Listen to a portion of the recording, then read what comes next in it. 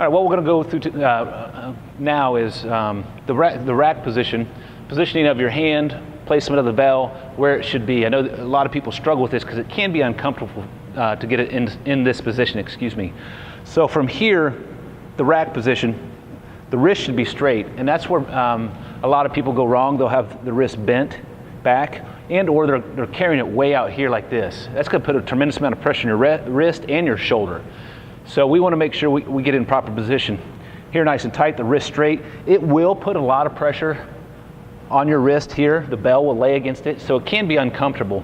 Sometimes people like to get wristbands, sweatbands, and use those, take some of the pressure off.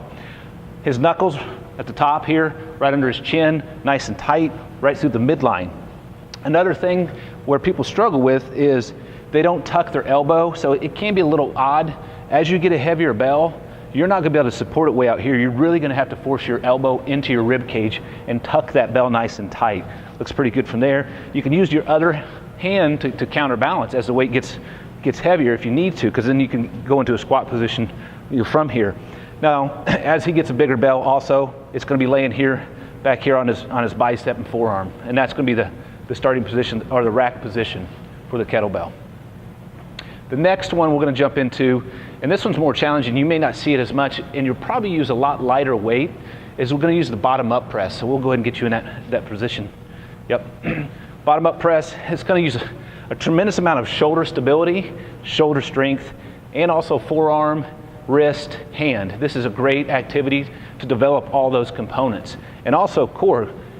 See how you hold it long enough, you're really going to understand where you have some weakness in your grip and or presses. So the starting position can be here. He's going to go ahead and press straight up, try to control it. Nice, there you go, come down, nice and controlled. When you're doing bottom up presses, you're going to have to slow the movement down. You want to control the weight and feel your body, feel your core contract, feel your shoulder doing some work, your forearm, your grip strength.